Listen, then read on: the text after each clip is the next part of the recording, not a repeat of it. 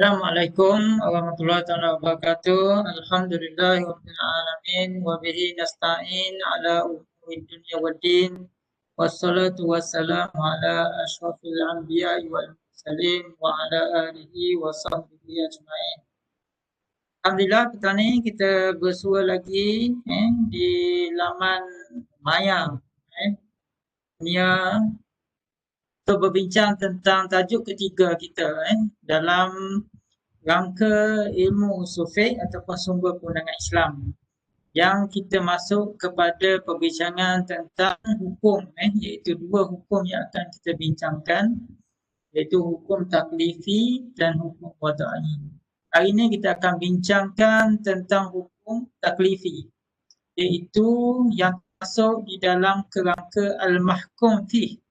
Al-mahkum fih ni disebut sebagai khitab, iaitu apa saja yang termasuk dalam perintah Allah Subhanahu Wa Taala.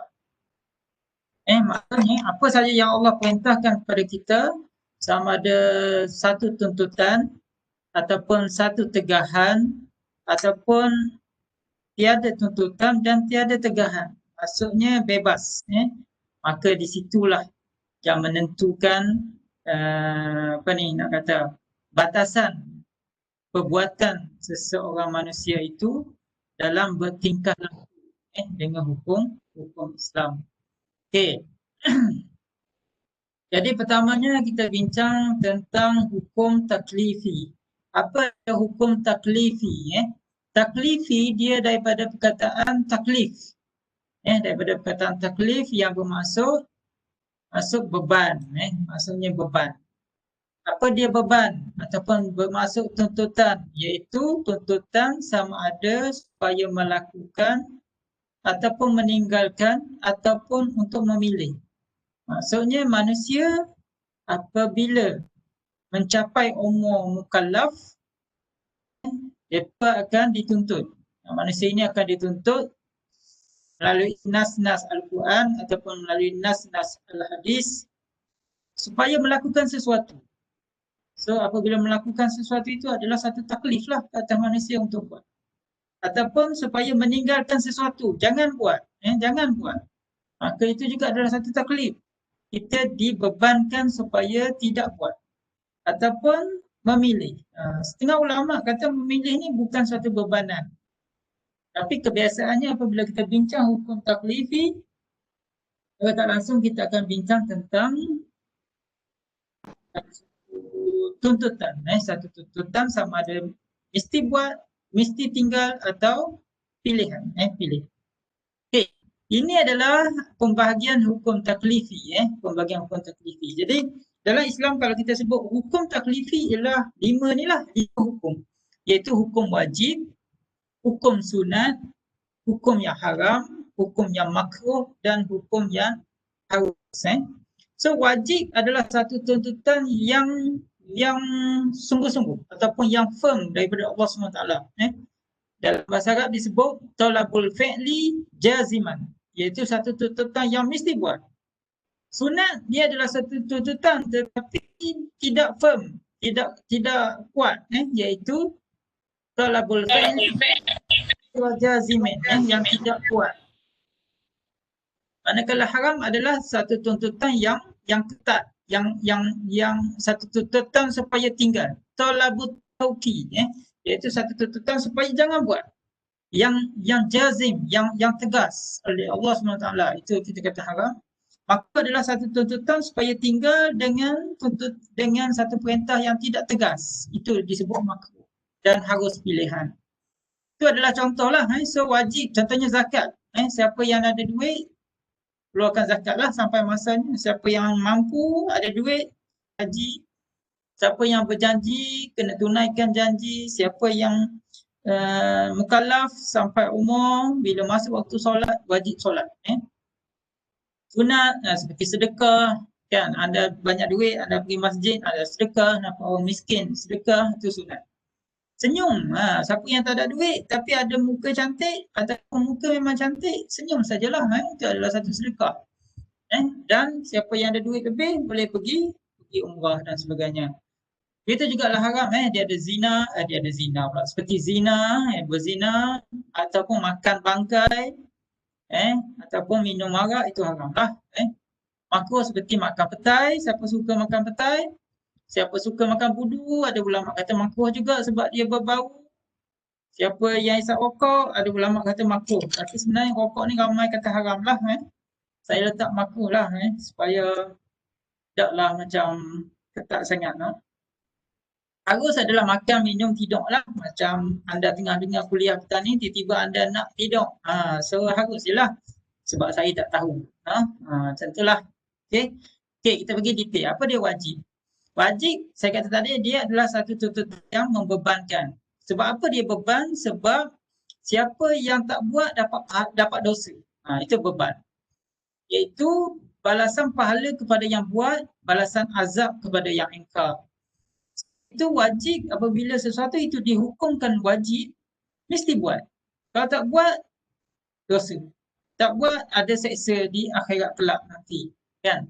Mungkin dari segi pahala, tak apalah. Dari segi adanya azab itu, adanya dosa itu, adanya balasan seksaan di akhirat kelak menyebabkan kita kena tinggalkan. Dan kita kena buat. Contohnya tak solat. Tak solat berdosa. So bagaimana nak faham, nak tahu ayat satu perintah itu wajib? Kalau kita baca Al-Quran atau hadis, kita akan baca melalui ayat yang merujuk kepada perintah. Maksudnya apabila ada ayat perintah, maka dia merujuk wajib. Ataupun kalau tak ada ayat perintah, tapi ayat yang ditambah dengan ayat azab. Maksudnya kalau anda tak buat sesuatu selepas kita baca ayat tu, akan dihukum oleh Allah SWT, maka itu juga dinamakan sebagai ayat yang wajib. Contohnya solat lah. Wa'atu zakat. Wa'atu zakat. Ayat perintah. Siapa belajar bahasa Arab, itu kita panggil fi'il amal. Kan? Fi'il amal yang menunjukkan perintah untuk solat. Kutiba alaikumusiyam.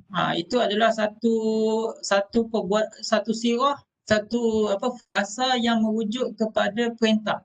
Kutiba alaikumusiyam. Diwajibkan ke atas kamu puasa. Ataupun ayat tentang mahar, ataupun ayat tentang nafkah. Liyunfik du sa'in min sa'ati. Hendaklah kamu keluarkan nafkah bagi mereka yang mampu berdasarkan kemampuannya. So, di situ diselangi dengan huruf lam. Huruf lam yang masuk pada fi'il mudhari'. Dia merujuk kepada perintah. So, tak apalah anda tak faham pun bagi kita nak tahu ayat perintah itu, tapi sifirnya adalah apabila sesuatu ayat itu, dia merujuk kepada kata nama yang, kata suruh yang merujuk kepada perintah, maka dia adalah merupakan wajib. Satu perkara yang wajib. Dan jumhur ulama juga mengatakan dia juga bermasuk fardu. Dia juga bermasuk fardu. Maksudnya kalau kita kata perkara ini adalah wajib ataupun perkara ini adalah fardu, maka dia adalah benda yang sama. Iaitu mesti dibuat. Jika tidak, akan dapat seksaan Allah SWT.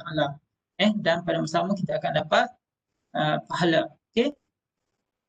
Dan wajib dan fardu ni dibezakan oleh Imam Hanafi. Imam Hanafi saja dia bezakan wajib dan fardu.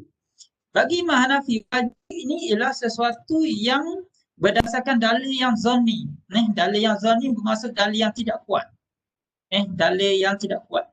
Manakala fardu dia berdasar dalil yang qat'i, dalil yang kuat. Apa dia dalil yang kuat dan tak kuat ni? Dalil yang tak kuat atau dalil zonni ni, iaitu contohnya yang berdasarkan hadis ahad. Hadis ahad. Hadis ahad ialah hadis yang didengar oleh yang sahabat ni, yang dengar daripada Rasulullah seorang saja. Maksudnya hadis ahad ialah ahad ni seorang. Katakan Rasulullah bersabda tentang sesuatu. Pada masa Rasulullah bersabda tu seorang saja dengar. Dan orang ni yang dengar, contohnya Aisyah dengar Rasulullah cakap. Aisyah menyampaikan kepada Abu Bakar, Umar, Osman, Ali, tak kira lah. Aisyah kata Rasulullah beritahu aku semalam tadi. Jadi perkhabaran daripada Aisyah itu yang mengatakan Rasulullah bercakap tentang sesuatu ataupun memerintah sesuatu, ia merujuk kepada satu individu. Satu individu ni kita kata, tak kuat ni, betul ke dia cakap ni? Kan? Itulah bermaksud zon. Zon ni bermaksud tak kuat. Tetapi kerana yang dengar itu Aisyah ataupun yang dengar itu adalah sahabat dan dia dipercayai seorang yang dipercayai, maksudnya tidak berbohong dan sebagainya, maka dia juga kita yakin apa yang dikhabarkan oleh Aisyah itu adalah benar. Cuma atas sifat dia tu, dia seorang saja yang dengar, kita nisbahkan ataupun kita katakan weight ataupun pemberat kepada kebolehpercayaan adalah zon. Zon. Bukan kita nak kata dia tu cakap bohong, tidak. Tapi kita nak menyatakan oleh kerana seorang saja cakap, maka dalil itu kita letak dia taraf dia zon. Ataupun sumber dalil itu berdasarkan kias. Maksudnya dia tidak ada ayat Quran, dia tak ada hadis, tapi ada kias, iaitu satu perbandingan. Nanti kita belajar tentang kias. Jadi ini adalah bentuk-bentuk dalil yang bersifat zon. Contoh yang dalil zon, contohnya ayat, contohnya hadis. Kalau pada nota ni saya rujuk pada tentang hukum baca Fatihah. Hadis Rasulullah bersabda, la solata illa bi Fatihatil kitab. Tidaklah solat itu melainkan dengan membaca umul kitab, iaitu Al-Fatihah. Jadi hukum membaca Al-Fatihah itu adalah wajib. Sebab apa? Sebab dia berasaskan dalil zoni, iaitu berasaskan hadis yang ahad, yang didengar oleh seorang saja daripada Rasulullah SAW. Jadi di sini oleh kerana hadis ini bertaraf ahad, maka dalilnya zon. Jadi Hanafi dia kata hukum baca Fatihah dalam solat adalah wajib, bukan fardu. Kita bagi mazhab Syafi'i, Maliki, Hambali dan sebagainya, kita kata hukumnya adalah fardu dan hukumnya juga adalah wajib. Maksudnya fardu wajib bagi kita sama saja. Tetapi tidak bagi Imam Hanafi. Manakala bagi Imam Hanafi, fardu ini adalah dia merujuk kepada dalil yang qat'i, dalil yang kuat, iaitu contohnya dalil berdasarkan Al-Quran ataupun hadis, tetapi hadis yang mutawatir. Hadis mutawatir apa beza dengan hadis ahad? Hadis ahad ni hadis yang saya kata tadi didengar oleh seorang saja. Yang dengar daripada Rasulullah tu seorang saja. Hadis mutawatir ialah hadis yang ramai dengar daripada Rasulullah. Contohnya Rasulullah sedang bertazkirah, bagi tazkirah, bagi kuliah ke ataupun menegur sahabatnya di depan ramai, khalayak yang ramai. Maka ramai yang dengar daripada Rasulullah itu akan menjadikan hadis itu statusnya mutawatir. Sebab ramai yang dengar. Yang mustahil pada akal, jika seorang tak dengar, orang katakan, aku tak apa dengar lah tadi, mungkin bising orang lain cakap kan. Mungkin begitu, sebab tu dia akan jadi ahad. Tapi bila ramai dengar, kalau kau tak dengar dengan elok, yang ni dengar elok, yang tu pun dengar dengan elok. So ini akan menjadikan apa yang didengar daripada Rasulullah itu akan menjadi kebolehpercayaannya adalah tinggi. Sebab itu kita katakan hadis yang mutawatir ataupun dalil-dalil daripada Al-Quran statusnya adalah dalil yang qat'i. So ini akan menjadikan hukum itu fardu. Nampak tak? Bagaimana Hanafi dia memecahkan berasaskan dalil itu. Yang kuliah saya minggu dulu yang saya cerita, fokus utama dalam perbincangan sumber hukum adalah pada dalil. Maksudnya jika dalil itu tidak kuat, dalil itu ada taraf yang kedua, iaitu taraf zon. Kalau kita kata kat sini taraf zon. Zon ni apa? Zon berat sangka kan. Dengan berbeza kesan hukumnya pada dalil yang bertaraf qat'i, yang kuat. So di situ dia memberi kepada impak hukum ataupun kesan hukum, iaitu hukum yang wajib bagi dalil yang bersifat zon, hukum yang fardu bagi dalil yang bersifat qat'i. So, apa bezanya? Bezanya ialah pada kesan bagi sesiapa yang kufur pada ataupun yang tak percaya pada dalil ini ataupun tak beramal dengan dalil ini. Jadi Imam Hanafi kata, orang yang tak percaya ataupun tak beriman ataupun menolak hukum fardu contohnya, maka dia adalah kufur. Dia kufur sebab dalil itu qat'i, dalil itu sangat dipercayai. Contohnya hadis mutawatir, Rasulullah kata jangan buat ni, hang buat juga. Rasulullah perintah buat, hang tak buat. Contoh. Jadi apabila tak buat dengan hatinya, dengan perasaannya, dia kalau dia tak buat, dia tak tahu tak apa. Tapi kalau dia buat, dia tahu tapi dia engkar, dia langgar, dia rasa peduli apa aku. Ada mutawai putih pun aku tak nak buat, contoh. Maka di situlah Imam Hanafi kata dia boleh memberi impak kufur pada individu itu. Nampak tak? Berbeza dengan kalau orang tu dia engkar pada dalil yang bersifat zon, bersifat zon. So dia tidaklah sampai kepada kufur. Mungkin setakat maksiat saja, dia setakat melakukan satu dosa, satu penderhakaan, tapi tidaklah sampai menjejaskan iman ataupun akidah dia. So ini contoh yang kecil bagaimana benda yang simple kita nampak tetapi dia memberi implikasi kepada dua fahaman iaitu fahaman Hanafi dan fahaman selain Hanafi. Okey, itu tak tengok lagi kes-kes yang besar yang lain kan. Ini simple saja. Dia merujuk pada dalil saja sudah ada dua pandangan yang berbeza dan dia membawa kepada dua hukum yang berbeza. Okey. Okey, so kita kembali pada wajib tadi. Wajib kita boleh bagi kepada empat pembahagian. Pertama, pembagian wajib berdasarkan waktu. Kedua, pembagian wajib berdasarkan qadar. Dan ketiga, pembagian wajib berdasarkan tuntutan. Dan keempat, berdasarkan pelaku. So, pertama kita tengok wajib berdasarkan masa. Wajib berdasarkan masa, dia kita bahagi kepada wajib mutlak dan wajib muqayyad. Apa dia wajib mutlak? Kalau kita kata sesuatu itu bersifat wajib mutlak. Mutlak tahu kan? Air mutlak, air yang bersih, yang umum. Mutlak ni bermaksud umum. Okey, kewajipan yang dituntut syarak melakukannya tetapi tidak dikaitkan dengan masa tertentu. Okey, dia wajib. Anda kena tahu dia wajib. Maksudnya syarak menuntut buat sesuatu tetapi perbuatan itu ataupun tuntutan supaya buat itu tidak dikaitkan dengan masa. Seperti contoh qada Ramadan bagi wanita. Wanita apabila datang haid, dia tak boleh puasa Ramadan kan. So dia tinggal lah. Dalam setahun mungkin dia tinggal untuk Ramadan tahun ini 5 hari contohnya.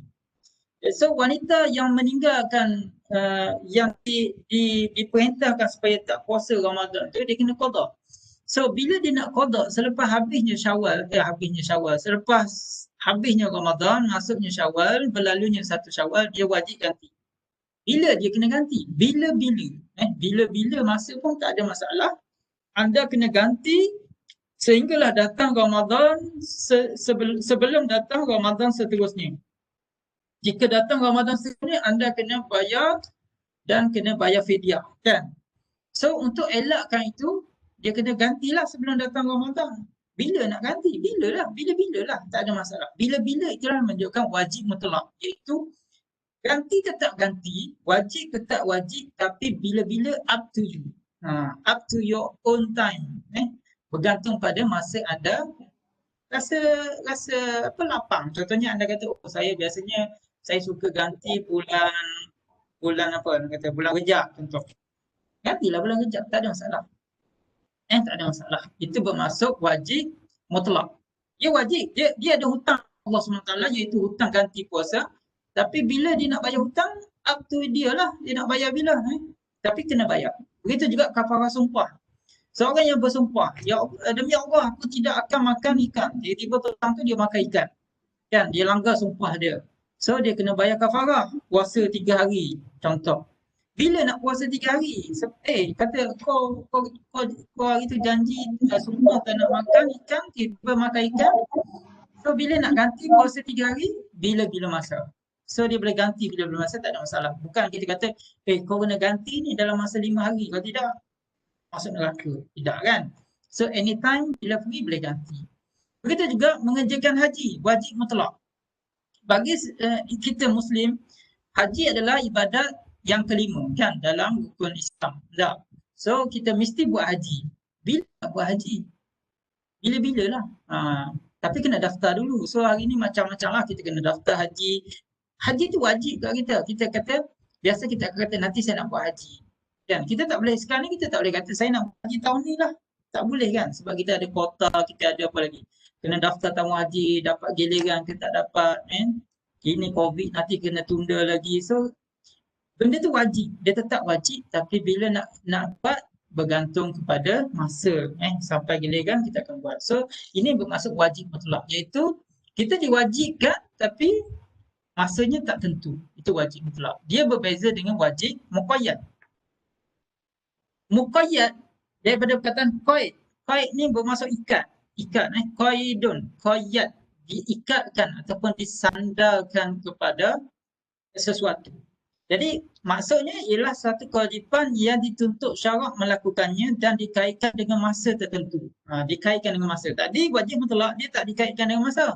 Tetapi wajib muqayyad ni dia dikaitkan dengan masa. Contoh solat 5 waktu. Contoh solat kan, contohnya Zuhur. Zuhur hari ni katakan masuk 1:04 minit kat Pulau Pinang. Dah. Asar masuk 4, katakan 4:20. Dah. So dalam waktu 1:04 minit hingga 4:20 ini adalah waktu solat Zuhur. So dalam waktu ini anda wajib solat Zuhur. Maksudnya wajib yang muqayyad, yang dikaitkan dengan masa. So boleh tak anda nak solat subuh waktu solat Zuhur? Tak boleh lah. Sebab itu waktu solat Zuhur lah. Melainkan kalau nak gantilah, itu lain lah cerita kan. So setiap solat 5 waktu, subuh, Zuhur, Asar, Maghrib, Isyak, ada waktu-waktunya. Dan setiap waktu itu ada kewajipan ke atas kita. So kewajipan subuh pada dikaitkan, diikatkan ataupun dikaitkan dengan waktu subuh. Pada waktu Zuhur, solat Zuhur, waktu Asar. Nampak tak? Itu dari segi wajib muqayyad. Begitu juga puasa Ramadan. Apabila sampai saja bulan Ramadan, kita tak boleh nak kata, aku nak puasa sunat lah, tak nak puasa Ramadan. Tidak. So, puasa Ramadan dia bermaksud kita hanya boleh puasa Ramadan saja. Kita tak boleh puasa lain. Itu bermaksud diikat. Satu kewajipan yang dituntut syarak melakukannya dan dikaitkan dengan masa tertentu. So, pada masa Ramadan, puasa Ramadan. So tak boleh nak kata saya nak puasa Ramadan bulan Syawal. Tak boleh. Dia kena Ramadan, bulan Ramadan lah. Itu bermaksud beza. Kalau boleh anda bezakan antara wajib mutlak, iaitu yang umum, dengan wajib yang diikat dengan masa. So wajib muqayyad ni kita boleh pecahkan pula kepada dua, iaitu wajib muwassa' dan wajib mudayyak. Wajib muwassa' ni bermaksud luas. Muwassa' bermaksud luas daripada perkataan wasa'a, iaitu masa menunaikan wajib adalah panjang, sama ada pada awal, tengah atau akhir, seperti waktu untuk solat Zuhur. Dalam waktu ini niat penting untuk bezakan dengan ibadat lain atau fardu atau sunat. So wajib muwassa' dia duduk di bawah wajib muqayyad yang diikat dengan waktu. Contohnya waktu Zuhur lah. Waktu Zuhur. Katakan saya kata tadi, waktu Zuhur masuk 1:04 minit, tamat dia 4:20 katakan. So bila saya nak solat Zuhur? Bila-bila lah. Bila-bila. Maksudnya kalau anda 1:04 minit, orang azan je, anda pun pergi masjid solat Zuhur. Okey? Ataupun pukul 3 baru anda nak solat Zuhur. Ataupun anda nak solat Zuhur sebelum kelas tadi. Pukul 3.50 anda solat Zuhur. Sebab senang, lepas tu kelas. Tapi 4.20 ni tak boleh lah tengah-tengah dengan kuliah pergi solat Zuhur. Tapi boleh lagi sah lagi solat Zuhur tu. Nampak tak? So itu dipanggil wajib muwassa'. Dalam waktu tadi, dalam setiap waktu solat-solat itu, ada waktu awal, waktu tengah dia. Sesiapalah dia nak solat di mana itu, dia kata wajib muwassa'. Mana-mana waktu yang dia buat, mana-mana masa dalam waktu Zuhur itu, sahlah solat dia. Oleh kerana waktu ini luas, maka perlu ada niat. Contohnya kalau dia kata dia nak solat Zuhur pukul 1.15. Dia pun solat 4 rakaat. Tiba-tiba 1.30 dia solat lagi. Dia solat apa pula? Kan? Mesti tertanya. Kalau kita roommate dia kat bilik, katakan duduk hostel, kita tanya, tadi dah solat ke? Ni nak solat apa lagi? Oh, ni aku nak solat hajat pula. Lepas tu pukul 2, solat lagi. Ambil wuduk. Katakan dia dah kentut ke, dia ambil wuduk, dia solat lagi. Ni apa pula? Ni solat istikharah pula. So, setiap solat itu berbeza sebab waktu dia panjang kan. Muwassa' dia panjang. So, dia boleh solat macam-macam solat dia boleh solat. Terutama kalau dalam waktu yang tidak haram solat. Melainkan lepas subuh dengan lepas asar lah, tak boleh solat sunat. So, oleh kerana waktu itu panjang, maka di situ niat pentinglah supaya kita kata, ini solat Zuhur, sholli fardhu zuhri. Lepas tu, ni solat sunat pula, usolli sunnatal zuhri. Lepas tu, ni solat pula, ini solat hajat, usolli sunnatal hajat, contoh. So, niat penting sebab waktu dia panjang. Yang kedua ialah wajib mudayyak. Mudayyak bermaksud sempit. Sempit, daik dan sempit. Iaitu masa menunaikan wajib adalah terhad, seperti puasa Ramadan. Tadi saya kata, muqayyad puasa Ramadan, mudayyak pun puasa Ramadan. Nak ceritanya ialah muqayyad tadi puasa kalau yang wajib dikaitkan dengan Ramadan, kan? Tetapi mudayyak pula adalah puasa pada bulan Ramadan adalah memang puasa Ramadan. Tak boleh puasa sunat. Contoh sama. Contohnya ialah kalau kita kata macam saya kata tadi, dia tak boleh niat lain. Dia tak boleh niat lain. Sebab tu kalau ikut Imam Hanafi, saya ambil contoh Imam Hanafi, dia kata seolah-olah niat tak penting.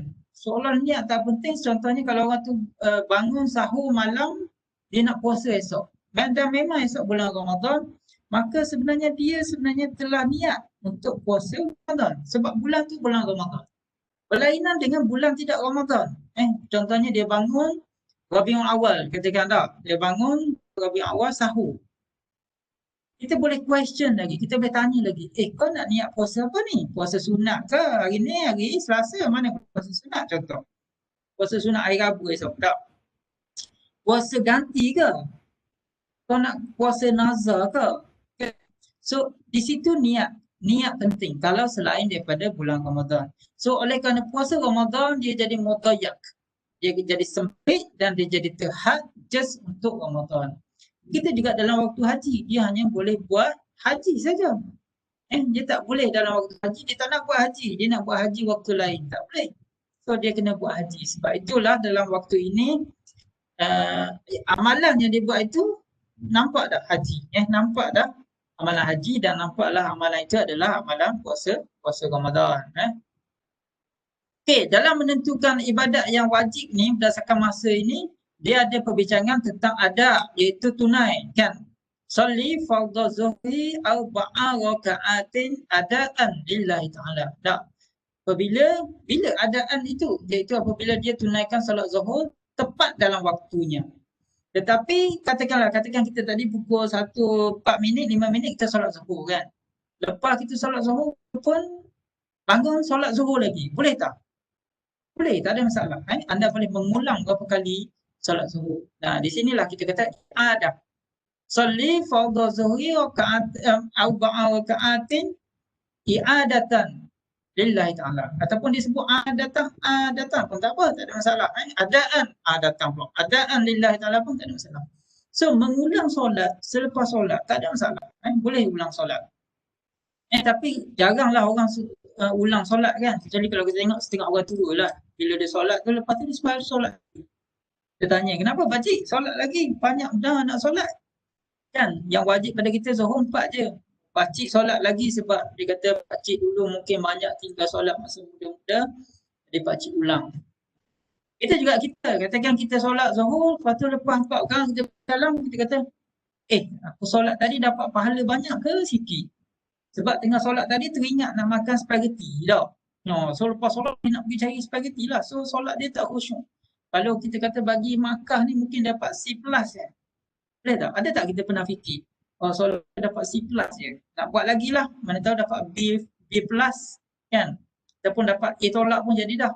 Itulah. Maksudnya sebab tu kita hari ni kita tak ada lah solat ni ada Makkah tau. Selak sejadah, C. Alamak. Lagi ni. Tak ada, kan? So sebab itu sama-samalah kita muhasabah, no? Satu lagi ialah qada. Qada ini adalah apabila dia buat pengulangan bukan pada waktunya. Kalau i'adah diulang pada waktunya, kalau qada tidak. Contohnya kalau tak sempat solat zuhur, habis tengah kelas ni tiba-tiba orang azan asar, maka dia kena qada lah zuhur. Itu asar. Itu kalau dia tak buat dalam masa yang sepatutnya. Kemudian wajib terbagi wajib muhaddad. Wajib muhaddad dengan ghair muhaddad. Wajib muhaddad ialah wajib yang telah syarak tentukan kadarnya. Contoh bilangan solat. Bilangan solat zuhur ada 4, subuh ada 2. Boleh tak kita kata subuh saya nak buat 4 lah, zuhur saya nak buat 2. Saya nak ubah. Sebab zuhur ni sibuk masa ni. Tak ada nak makan kerja banyak. Jadi solat 2 dah lah. Subuh tak apa, subuh sebab awal sekarang ni subuh 5.40 dah subuh contohnya. So saya dan lah sebelum pukul 6 tu saya solat lah 8 ke. So cover lah solat asar 2, solat zuhur 2. Boleh ke? Tak boleh. Tak boleh. Jangan buat amal macam tu lah. Sebab apa? Beban yang dituntut pada kita untuk solat zuhur, asar, subuh dan sebagainya itu telah ditentukan oleh agama. So kita kena solat ikut bilangan tu lah. solat asar 2, solat asar 2, solat subuh 2, solat zuhur 4, asar 4, maghrib 3, isyak 4. Itu dah tetap. Begitu juga zakat. Zakat dia punya nisab dia ialah 2.5% kan daripada harta. Kalau harta dia 100 100 pula. Kalau 1000 RM2 RM25 kan? Betul tak? 2.5% RM25. Boleh tak kita nak keluar RM20? Tak boleh. Kita keluar RM25 lah. Barulah yang diwajibkan ke kita itu tercapai. Tapi kalau kita keluar kurang daripada itu, maka kita tak capai lah masuk wajib. Itu juga diat. Diat ni bermaksud pampasan. Diat ni biasanya kita belajar dalam undang-undang jenayah Islam. Dia bermaksud pampasan yang bersifat duit. Iaitu contohnya dalam kes kisos lah. Kisos ni ialah kes bunuh ataupun kes mencederakan. Contohnya kalau seseorang itu membunuh seseorang yang lain, dia mungkin boleh dihukum bunuh balas, ataupun jika keluarga tu tak mahu bunuh balas, keluarga tu boleh minta pampasan, iaitu bayar ganti rugi ke atas kematian anak dia. Itu yang dinamakan diat. Diat ni adalah satu pampasan berbentuk duit. So kalau keluarga tu kata, okey Tuan Hakim, kami tak mahu dia dihukum bunuh oleh kerana saya dah membesar anak saya ni berpuluh-puluh tahun, sehingga saya banyak berhutang membesarkan dia, jadi saya nak diganti balik kos saya membesar anak saya. Contohnya saya nak RM500,000, contoh saja. So kalau orang tu mampu bayar RM500,000, dia bebaslah walaupun dia telah membunuh orang. Itu dalam undang-undang Islam. So diat ni kalau lah katakan dia tetap dia minta RM500,000 dan hakim setelah dinasihati oleh pakar perundangan dan sebagainya kata, oh RM500,000 ni berbaloi lah, wajar. So RM500,000 wajib bayar lah. Kalau katakan kurang, dia akan dihukum gantung, hukum bunuh jugalah. Itu maksudnya dia. Kemudian kadar yang wajib juga adalah contoh jual beli lah. Kita beli air, beli nasi, beli apa, semua itu adalah berdasarkan harga. Contohnya kalau kita pergi beli kat nak kafe, makcik tu kata RM5 dek. Harga nasi, sapu ayam, sapu ikan ni RM5. So kita wajib bayar RM5.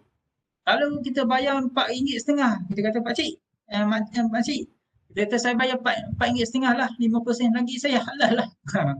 Boleh dia kata kat makcik tu. Saya bayar RM4.50 makcik, 50% lagi saya halal lah untuk makcik. Kejut makcik tu, siapa penjual, siapa pembeli. So harga yang dia wajib bayar adalah RM5. RM5. Dia tak boleh nak tawar. Kalau dia kata, makcik mahal lah, kat kafe sebelah sana RM4.50 je. Jadi saya nak bayar RM4.50. Makcik nak ambil, tak nak sudah. Boleh tak? Tak boleh. Kalaupun makcik tu benar dia jual mahal, pergilah kedai yang jual murah. Kenapa pergi beli kat kedai yang jual mahal? Itu salah dia lah. Sebab itu hukum jual mahal tak salah sebenarnya. Dalam Islam, hukumnya paling common pun makruh saja. Orang tu jual mahal kerana dia menzalimi pembeli. Tetapi bukan bermaksud pembeli boleh mengambil kesempatan dengan tidak bayar harga yang benar. Sebab pembeli ada pilihan untuk pergi membeli di kedai yang jual murah. Melainkan bagi barang-barang yang dikontrol oleh kerajaan. Macam kita hari ni ada shilling dia. Kerajaan kata harga ayam ada shilling dia. Itu telah dikontrol oleh kerajaan. Begitu juga kalau kat desa kita ada shilling tentang harga nasi, lauk ayam berapa mesti jual. Tak boleh lebih pada RM6 contoh. So telah ada shilling. Kalau dah harga shilling itu telah dipatuhi, maka wajib kita bayar. Kita patuh. Contoh lain adalah nazar. Nazar juga wajib muhaddad, iaitu sesuatu perkara yang sunat apabila dia ni diwajibkan ke atas diri dia, maka dia jadi nazar lah. Contoh saya bernazar untuk puasa Untuk puasa 2 hari jika saya dapat balik ke kampus dalam masa sebulan ini. Contohlah. Saya akan bernazar 2 hari. So wajib atas dia puasa 2 hari. So 2 hari itu adalah dia yang tentukan. Dan apabila dia tentukan, dia berjanji dengan Allah SWT dan dia dapat apa yang dia niat itu, maka kadar itu akan jadi wajib muhaddad ke atas. Sebab itu sebelum nazar, fikir-fikir dululah. Jangan pakai nak nazar saja. Dan nazar ni pula adalah mesti dalam perkara yang bersifat bersifat sunat, yang bersifat digalakkan. Sebab pernah ada orang dia bernazar maksiat. Contoh dia nazar, saya bernazar kalau saya menang ni saya nak minum arak sebotol. Contoh lah kan. Boleh tak dia laksanakan nazar dia? Tidak. Sebab nazar ni dia mesti something yang berkait dengan yang makruf, yang baik. Dia tak boleh berkait dengan yang bersifat maksiat. So nazar itu tidak boleh dilaksanakan. Jadi ingat nazar hanya perkara yang baik saja. Dia tak boleh nazar minum arak, dia tak boleh nazar katok pukul orang lain, dia tak boleh nazar yang jahat lah, tak boleh. Dia kena nazar yang baik-baik saja. So nazar yang pada perkara maksiat tidak boleh dilaksanakan. Kemudian wajib ghaib muhaddad pula ialah wajib yang tidak tentu. Ghaib ni bermaksud tidaklah muhaddad, batasan. So wajib tiada batasan adalah wajib yang tiada kadar tertentu yang ditentukan. Contoh sedekah. Kenapa sedekah kat sini? Sedangkan sedekah adalah sunat. Masuk di sini adalah jumlah sedekah wajib, iaitu jika dia janji ataupun jika dia bernazar. Contohnya dia dapat A ataupun dalam satu keputusan peperiksaan dia kata, saya bernazar jika saya dapat A dalam paper ini, saya nak sedekah kepada kawan-kawan saya yang duduk di kampung sebelah. Titik. Dia cakap macam tu saja. Ataupun dia cakap kat mak dia, mak saya bernazar ataupun saya berjanji ataupun saya berniat, jika mak benarkan saya kahwin tahun ni, saya nak sedekah dekat Pakcik Hussein yang miskin tu, contoh. Berapa kita nak sedekah, dia tak cakap. Jadi jumlah sedekah yang dia tak cakap itu kita panggil wajib sedekah. Tapi berapa kena sedekah? Tak kira lah, janji dia sedekah. So dia pergi kat Pakcik Hussein, ni saya dah niat ni nak sedekah, ambil lah RM2. Kan RM2 ni kedekut gila kan. Tapi dah tercapai tak maksud dia menunaikan wajib ghaib muhaddad kata dia? Dah tercapai dah. Dah tercapai. Sebab itu kalau kita rasa ni dibenarkan, tapi dia wajib buat cuma jumlahnya tak dimaklumkan. Kita juga tolong menolong kalau kita janji. Nanti kau kahwin aku akan tolong. Aku janji insya-Allah. So wajib dia kena tolong. Dia tolong apa? Mungkin dia tolong angkat kursi je. Mungkin dia tolong kemas pokok bunga sikit dan dia belah. So dah tertunai.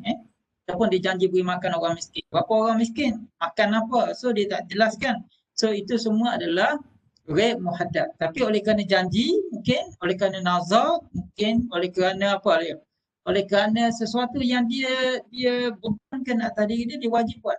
Tetapi bila dia laksanakan atas kadar yang tidak jelaskan itu, bebas ke atas dia. Sama ada dia nak buat banyak ke nak buat sikit. Seterusnya adalah wajib berdasarkan tuntutan, iaitu wajib muayyan dengan wajib ghaib muayyan.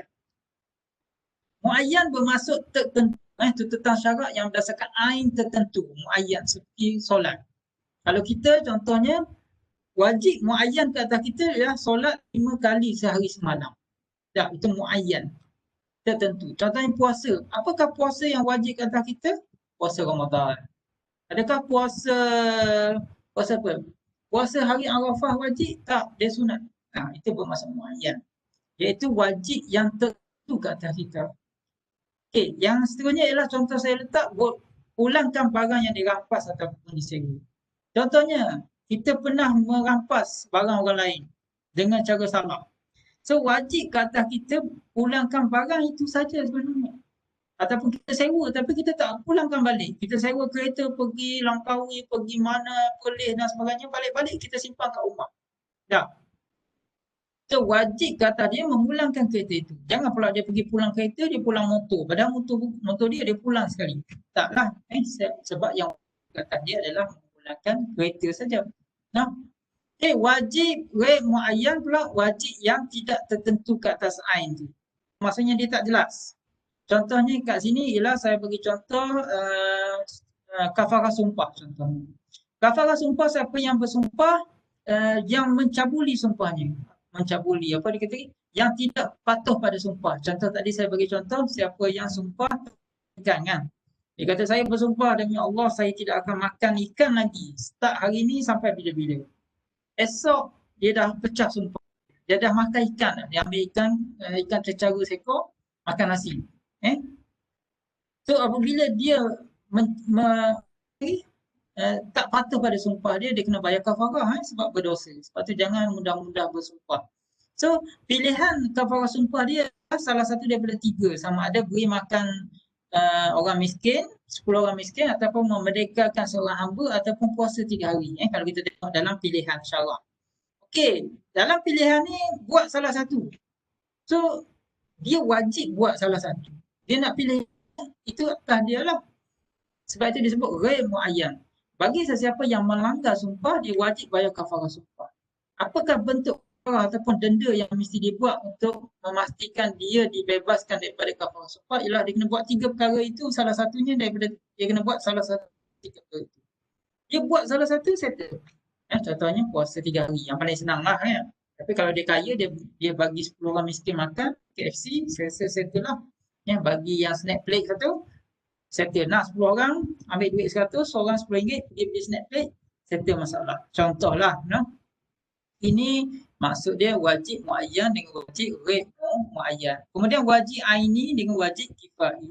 Wajib aini ialah kewajipan atas setiap mukallaf. Dalam bahasa kita sebut juga fardu ain. Fardu ain maksudnya wajib ini ialah wajib yang dibebankan ke atas seseorang individu. Fardu ain lah. Tak. Yang wajib kifai adalah wajib yang dibebankan ke atas kumpulan. Ataupun disebut fardu kifayah. Seorang buat yang tak payah. So wajib aini wajib lah atas orang tu. Contohnya solat, dia mesti solat. Puasa, dia mesti puasa. So bagi wajib aini ni, dia tak boleh suruh orang ganti dia solat. Walaupun dia kaya gila. Tak? Contohnya kau tolong solat zuhur untuk aku.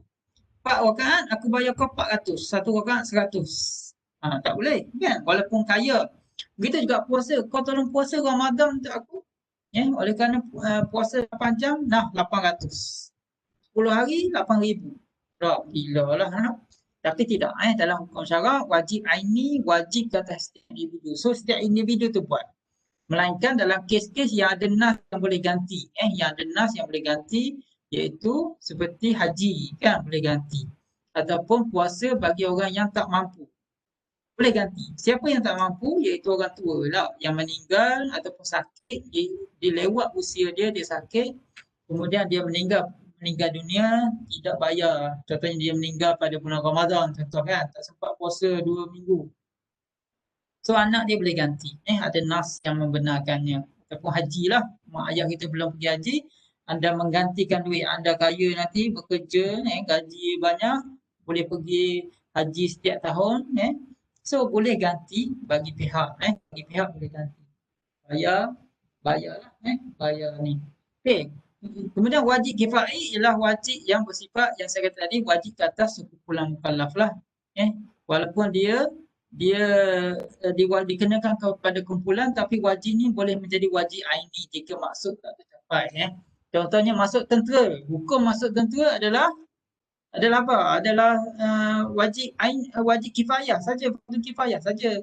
Saya tak masuk ke tentera, orang lain dia masuk ke tentera kan. Tapi kalau negara dalam keadaan darurat, contohnya diserang, apabila diminta semua masuk tentera, maka semua akan jadi wajib aini. Okey?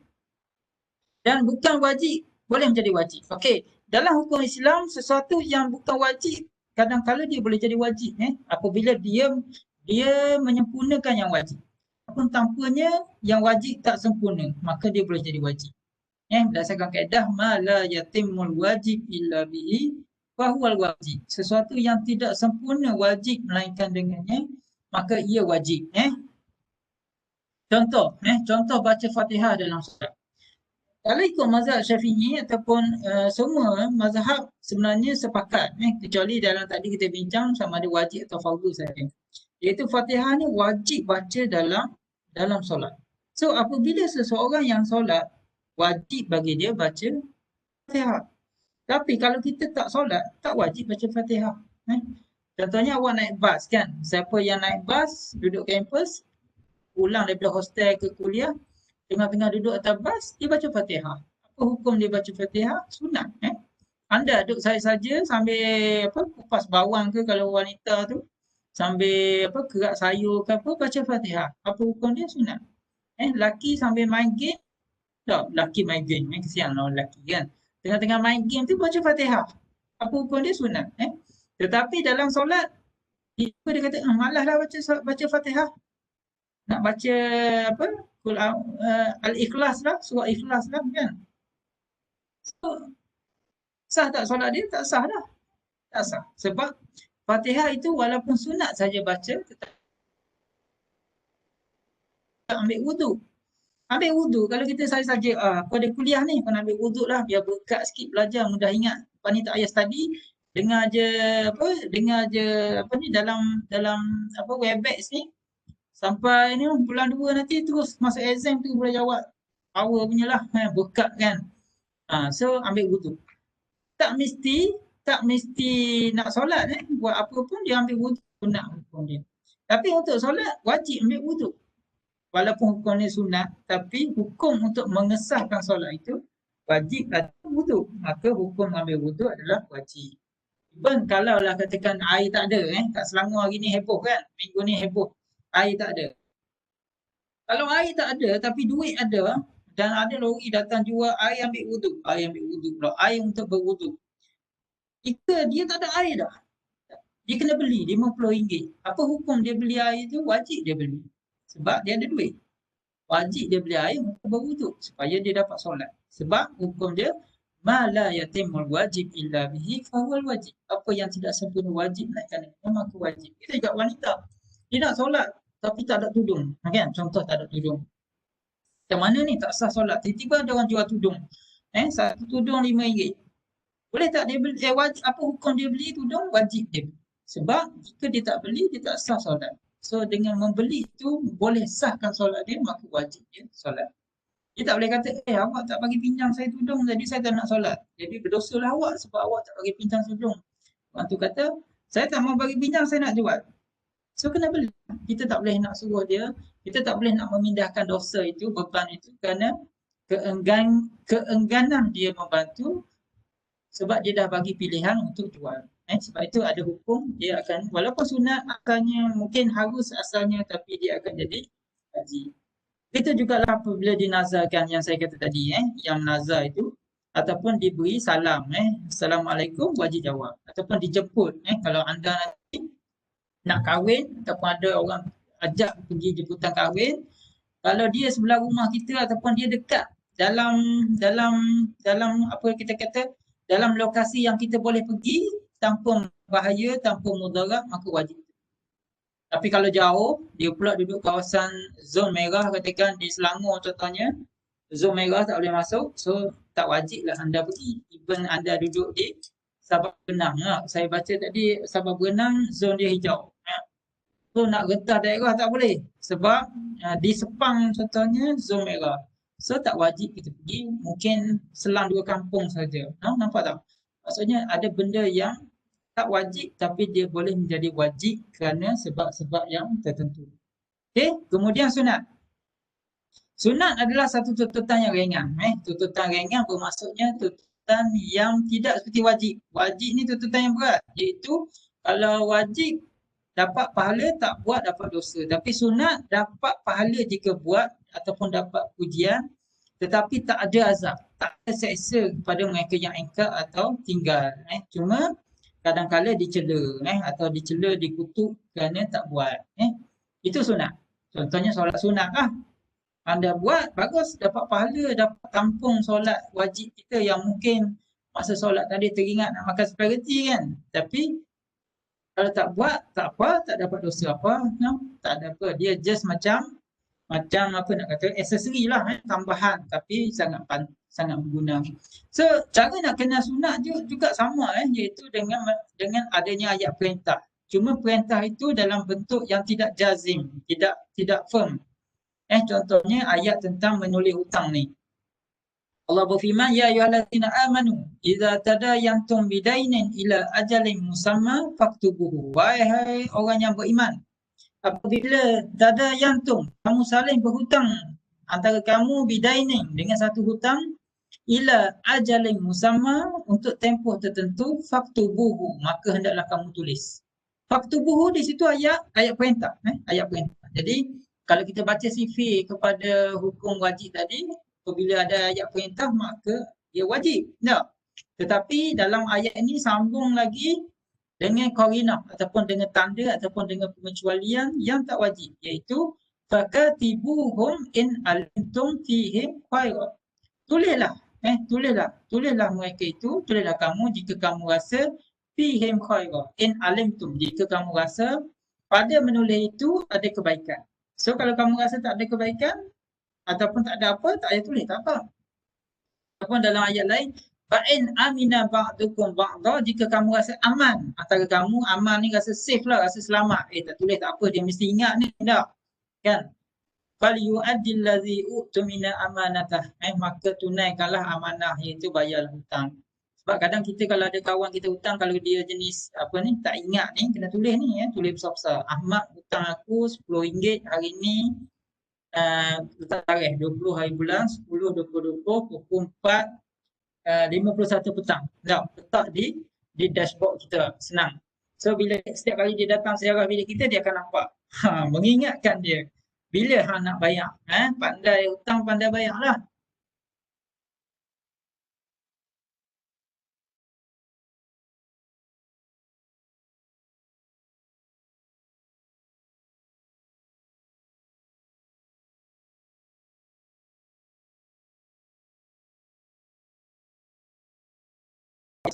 Itu sebab itu syarak meletakkan perintah. Tapi perintah ni dalam bentuk tidak jazim lah, tidak ketat. Tidak firm. So kalau buat, bagus. Tak buat, tak apa. Okay. So sunat terbagi pada dua lah. Sunat muakkad dengan sunat ghaib muakkad. Dan sunat zaidah, 3. Sunat muakkad, sunat yang sangat digalakkan. Yang biasa dilakukan oleh Rasulullah tanpa tinggal, seperti solat 2 rakaat qabliyah subuh. Anda ni kalau bangun pukul 6.50 bangun pagi, kalau subuh pukul 7, solat dulu sunat. Walaupun kuat. Tapi janganlah sampai terlepas subuh. Solat dulu sunat 2 rakaat. Sangat besar pahalanya dan sangat ditekan oleh Rasulullah SAW. So bagi saya, walaupun anda dah pukul 6.30, 6.40, 6.50, solat dulu sunat 2 rakaat dan barulah solat subuh 2 rakaat. Kalau pergi masjid lagi baguslah, solat 2 rakaat subuh dan imam subuh. Berimam, itu lagi bagus. Ini sunat yang sangat digalakkan. Dan nikah ketika mampu. Anda pun dah tak berapa lama lagi akan graduate dan tak berapa lama lagi akan bekerja. So nikahlah, ada duit. Jangan tangguh-tangguh. Perkara yang baik ni. Saya kempen pula.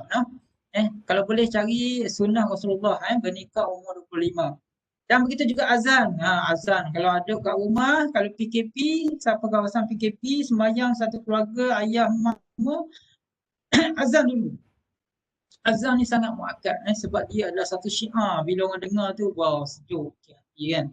Kita tak rasa sebab kita duduk di Malaysia, tapi kalau duduk di luar negara, azan ni kita tak rasa sangat syahdu bila dengar azan. Manakala sunat ghaib muakkad ialah sunat yang tidak selalu dilakukan, seperti solat 4 rakaat sebelum zuhur. Ni slide ni salah ni. Bila nak baiki, tak tahu saya ni slide ni. Solat 4 rakaat sebelum zuhur ni adalah muakkad sebenarnya. Sangat dituntut. Tapi silap. Tapi hari tu saya kekalkan juga ni dalam slide saya sebab saya rasa bagus juga. Jadi saya tahu siapa yang tak datang kuliah saya. Bila dia baca nota saja, dia tak datang kuliah, dia akan buat. Bila dia jawab soalan sunat, contoh solat sunat ghaib muakkad ialah solat 4 rakaat sebelum zuhur. Saya tahu dah, ni mesti tak datang kuliah. Tak, sebab dalam setiap kali kuliah saya akan cakap solat 4 rakaat sebelum zuhur adalah sunat muakkad. Sangat digalakkan, ada hadis. Yang tidak muakkad adalah sedekah kepada yang mampu bekerja. Sebab dia dah kaya, dia dah mampu cari duit, kenapa nak sedekah lagi? Walaupun sedekah itu sunat, hukum membantu ataupun hukum bagi duit itu tetap dapat pahala, tapi tidaklah muakkad. Kalau boleh carilah yang lebih miskin. Tak? Ni orang yang rumah kaya, ada kereta, ada astu, ada handphone 3-4 dalam poket, bagi sedekah lagi kat dia. No point lah. Tak? Kemudian sunat lain, sunat biasa ialah sunat zaidah. Contohnya kalau kita baca adab makan, sunat lah sunat. Tapi dia tidak termasuk dalam muakkad dan tak muakkad. Contoh sebelum makan baca doa, minum makan dengan 3 kali dulu, kan? Ataupun tidur dengan duduk di atas lambung. Dia sunat, bukan kata tak sunat. Zaidah ni jangan kata, ni sunat tak penting. Tak, dia tetap sunat. Cuma itulah kaedah dia. So ada sunat yang diberatkan, iaitu sunat yang walau tidak wajib tapi pada dilazimi. Saya kata tadi berjemaah lah. So kalau boleh berjemaah, jangan tak solat, jangan tak kahwin.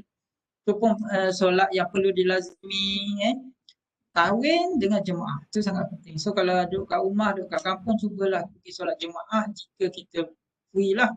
Dan juga untuk kahwin. So sebab saya laju segini sebab nak habis lah. Sebab saya rasa sampai sini saja. Esok kita sambung balik sebab masa dah lebih. Okay, Assalamualaikum warahmatullahi ta'ala wabarakatuh. Dan selamat petang semua. Waalaikumsalam, Doktor. Okay, sampai sebelah. Baik, terima kasih Prof. Terima kasih Prof. Terima kasih, Doktor. Waalaikumsalam, Doktor.